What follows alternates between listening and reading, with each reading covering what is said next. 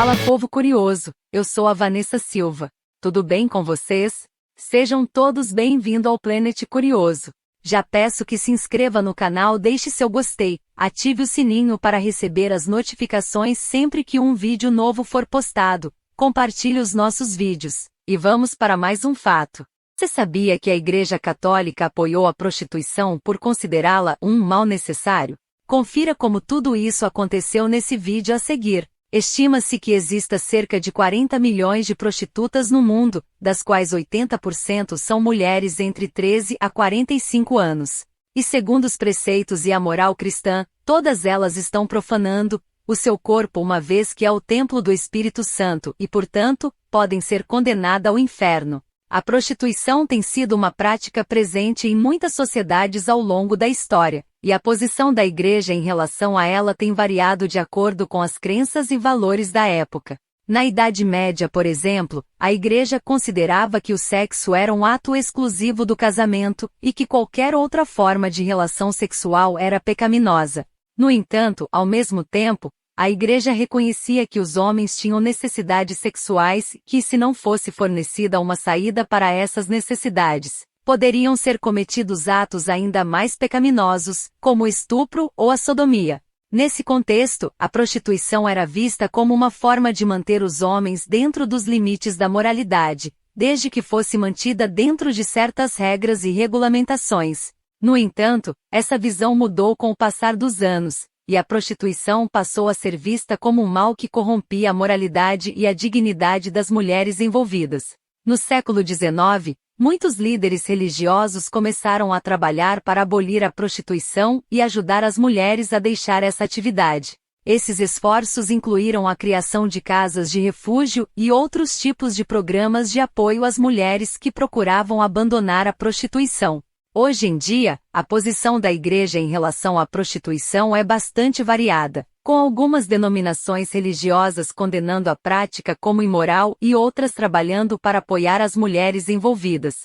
De maneira geral, a Igreja continua a defender a dignidade e a igualdade das mulheres e a promover valores como a castidade e a fidelidade no casamento. Mas a posição específica em relação à prostituição pode variar de acordo com as crenças e valores da comunidade religiosa em questão.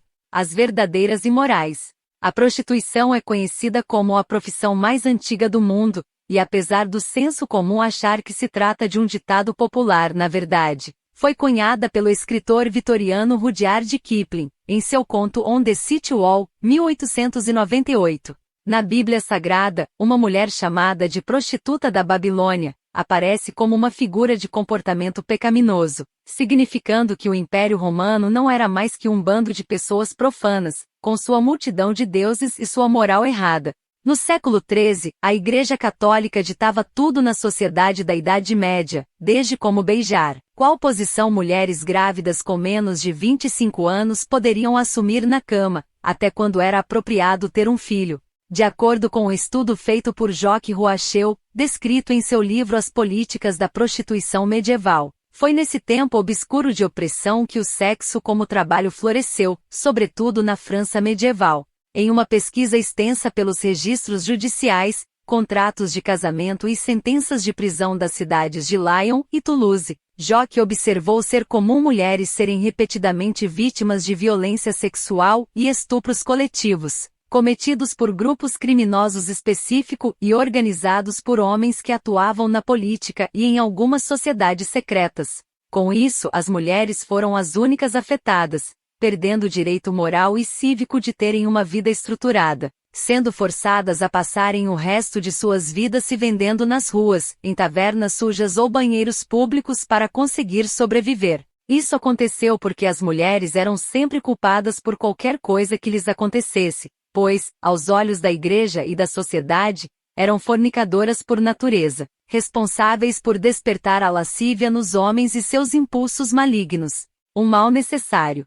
Enquanto Tomás de Aquino lutava contra a natureza e condenava a fornicação, a castidade e a masturbação como um mal, a prostituição floresceu e foi autorizada. Isso porque a própria Igreja a condenava tanto quanto a percebia como um mal necessário, que protegia a sociedade de males ainda maiores. Portanto, a Igreja deu suporte à profissão mais antiga do mundo, acreditando que as mulheres da noite eram responsáveis por guardar a honra e castidade das freiras, que rezavam pelo povo, e chegaram a ser consideradas até mártires. As autoridades municipais também apoiavam o trabalho sexual porque entendiam que ao fornecer seus serviços, as prostitutas diminuíam a violência e o terror que poderiam ser propagados pela energia sexual não canalizada, não arriscando a pureza das meninas solteiras aos olhos dos meninos que aprendiam como eram os prazeres da carne. Mas o endosso da Igreja também acontecia porque a prostituição era extremamente lucrativa, visto que nenhum trabalho rendia mais do que aquele oferecido pela carne, ainda que esse fosse pecaminoso e condenável. Os bordéis lucravam milhões por ano com os caixeiros viajantes, homens solteiros, casados e aqueles que queriam iniciar seus filhos para torná-los homens de verdade.